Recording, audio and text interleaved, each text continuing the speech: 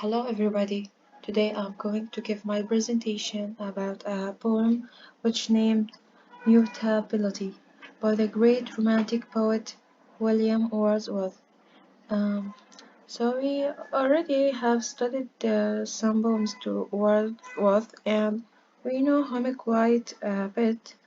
However, I will say and give some general information about him. So, starting with some information about the poet, William Wordsworth was born in England, so he is an English poet, and he also a romantic poet. And what we mean by a romantic poet that he is one of the romantic era or the romanticism movement. That's movement the poets being glorify past and nature, and also was it's a reaction to the Industrial Revolution. Uh, William Wordsworth also a laureate poet, and a laureate poet we mean that uh, it is an honorary position appointed by the monarch of the United Kingdom. So that's about the poet. Now I'm going to read the whole poem. Mutability. From low to high doth the delusion climb, and sing from high to low along a scale of awful notes, whose concord shall not fail, a musical but melancholy chime, which they can hear who meddle not with crime, nor avarice, nor over-anxious care.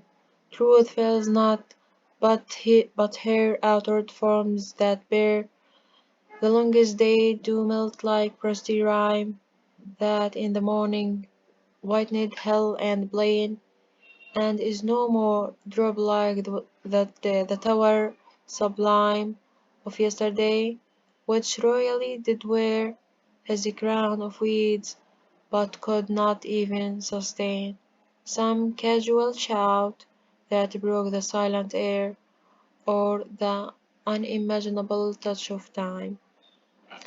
It's really beautiful poem and I love it. Now I will give a brief outline about the poem. Um, in this poem, Wordsworth is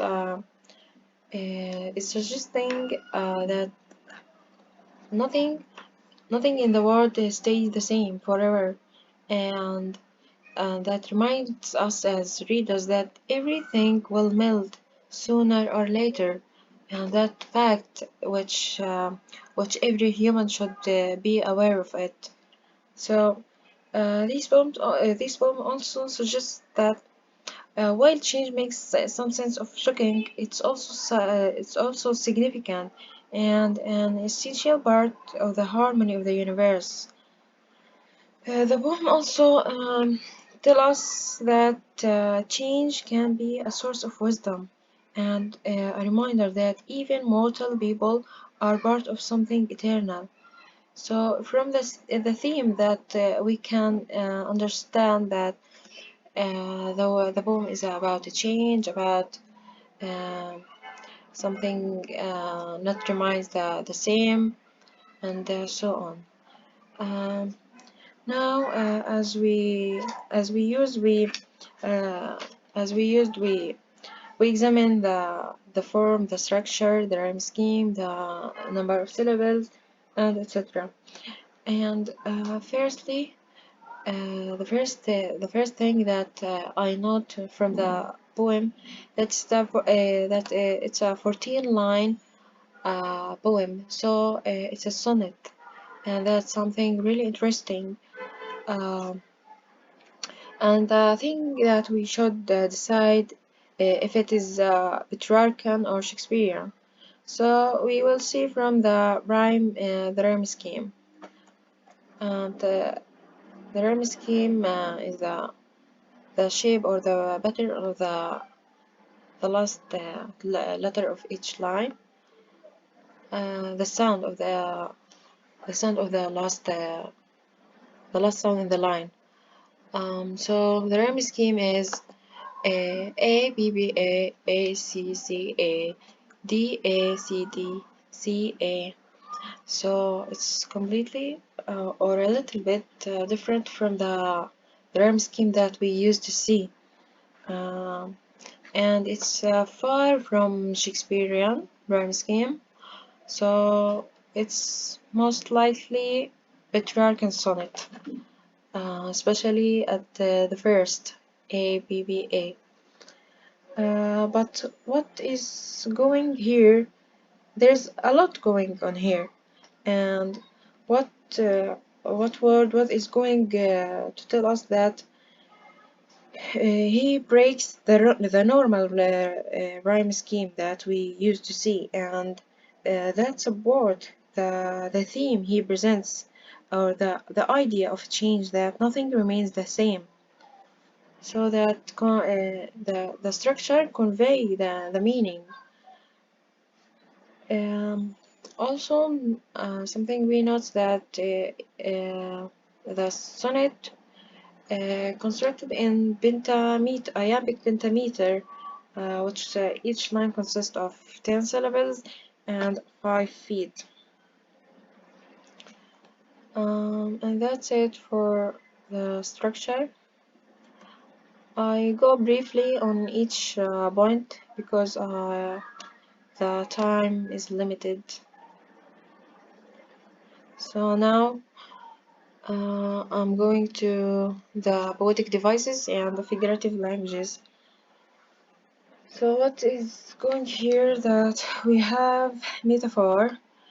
We can see metaphor in the theme itself, which is mutability.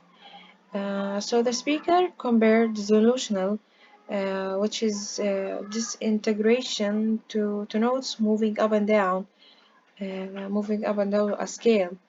So it's making strange and awful music, and we should know here that awful in this case means inspiring, not something horrible. And this is here. And another thing we have that personification in dissolutional climb. So the speaker or the poet is depicting dissolutional as someone could climb. So that is personification. Here we have repetition in the first in the first line, low to high, and then high to low, and that's creates something the same, something repeated. So that is repetition. And we have a simile or alteration. We have alteration in line 12 and 13. Where's line 12? Line 12. So his crown of weeds, but could not even sustain some casual shout that broke the silent air. So there is sound, um, and these create alteration. And finally, we have a simile. Simile in line 10. Where is line 10? Here. And is no more drop like the tower sublime. In this line, like the tower sublime. And that's it for the poetic devices. And here we have 9 minutes. So it's so limited. So I will finish here. Thank you.